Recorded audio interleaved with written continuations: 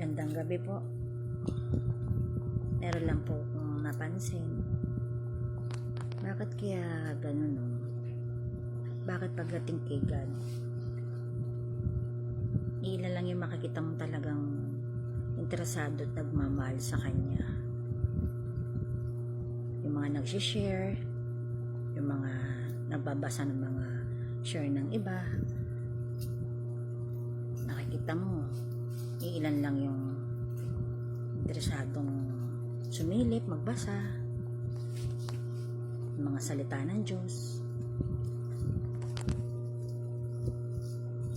Pero bakit yung mga kamaratisan, mga walang kakwenta-kwentang bagay, mga chismis, makikita mo sa katerba yung mga nanonood? Pero pagdating kay God, nakakalungkot isipin, iilan lang ang makikita mong interesado, totoong nagmamahal sa Kanya at nakakakilala sa Kanya. Gumising po tayo, mga kaibigan. Kilalanin po natin ang Diyos Ama, ang Panginoong Hesus Ama, na siyang lumikha sa atin lahat, na siyang gumagabay at tumutulong kung bakit tayo nakakasurvive sa lahat ng bagay na mga nangyayari sa buhay natin sa araw-araw, na siyang nagdiligtas kung bakit nandun yung point na nadidisgrasya ka na pero nakakaligtas ka. Siya po lahat dyan. Siya po lahat. Kung anong meron ka, lahat yan siya. Siya po lahat. Sa Panginoong Hesus Ama, Diyos lahat. Ang tagapagligtas, nagmamahal sa atin ng totoo. Yung panahon na lugbok ng lugbok, lubog na lubog, lungkot na lungkot, nasa dilim ka. Siya yung nag-aahon sa'yo. Siya lahat yun. Pero bakit? Bibihira yung makikita mong interesado sa Kanya, sa mga salita ng Diyos.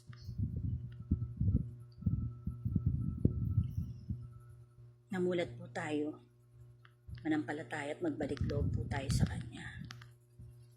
Hindi po nakakatawa ang mga katulad namin na nagbibigay ng mga salita ng Diyos na gumigising sa sanlibutan, nagbibigay ng kaliwanagan sa mga tao na nasa dilim, nalulugmok sa problema.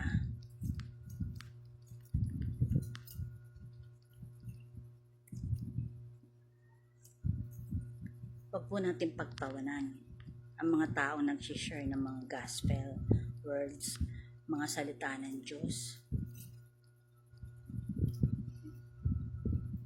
Dahil maaari po na pwedeng ginagamit kami para gisingin kayo. Kayong mga tao na, tayong mga tao na napupunta sa kadiliman.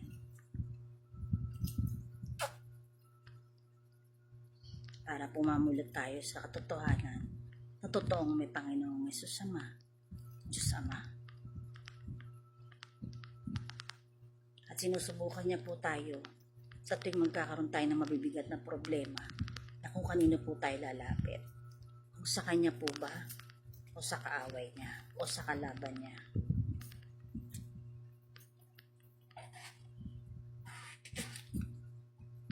Bago po ako maging ganito, isang katerba kong problema dumating sa buhay ko, na halos buong buhay ko siya po ang nagligtas sa akin. Dahil nasa bingit po ako ng kamatayan, nasa bingit ako na matitinding problema sa buhay ko. Siya po yung pinili kong tawagin. Siya po yung pinili kong kausapin sa panahong nag-iisa ako at nilalamon ako ng kadiliman. Siya po yung pinili kong lapitan, hawakan,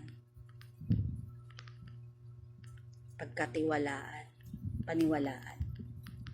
Kaya po ngayon nandito po ako sa inyong harapan.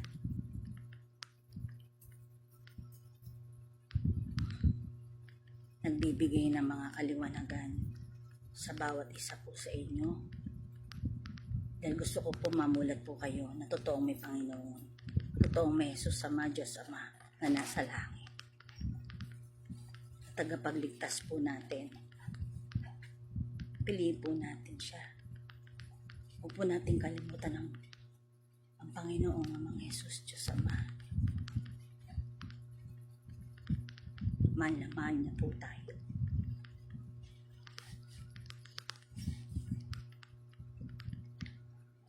Napakarami na pong nangyari sa buhay ko. Siya lang yung nagligtas sa akin sa lahat ng pinagdaanan ko. Na mag-isa ka lumalaban. Nang walang kahit sinong nandun para sa akin. Siya lang. Kaya ko po sinishare sa inyo. Ramdam na ramdam ko po yung presensya niya. Nakaligtas ako sa mga bagay.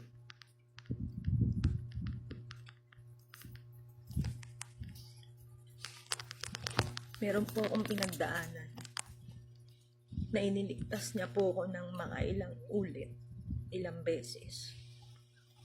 Kaya po ako naiiyak kasi napakabuti po ng Panginoong Amang Jesus Diyos Ama. Gumising po kayo. Imulat niyo po yung mga mata at isip niyo.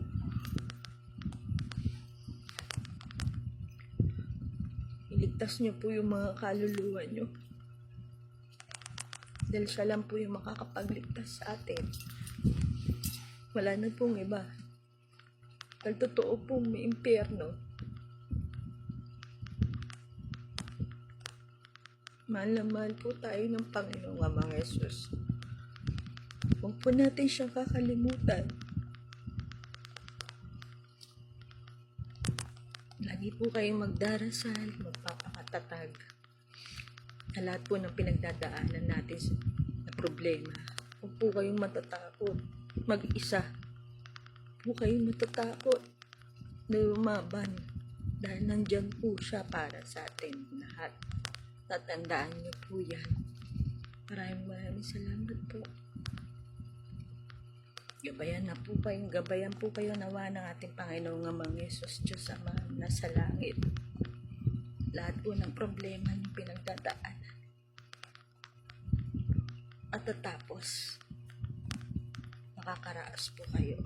Dasal lang po kayo ng mataimtim sa Kanya. Lumapit po kayo. In Jesus' name, Amen.